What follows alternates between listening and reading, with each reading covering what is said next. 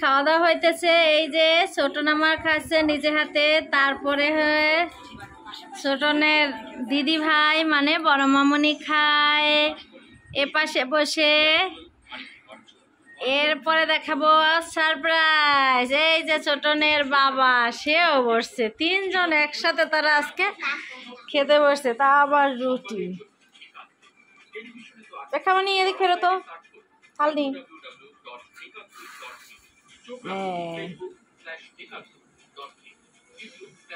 তিনজনে খাওয়ায় খুব মনোযোগী, কেউ কারো দিকে তাকাচ্ছে না, শুধু খেয়েই চলেছে খেয়েই চলেছে। খাও খাও, হ্যাঁ হ্যাঁ। ও মাঝে মাঝে আবার ছোটনে একটু পড়ার দিকে খেয়াল করতেছে যে। হ্যাঁ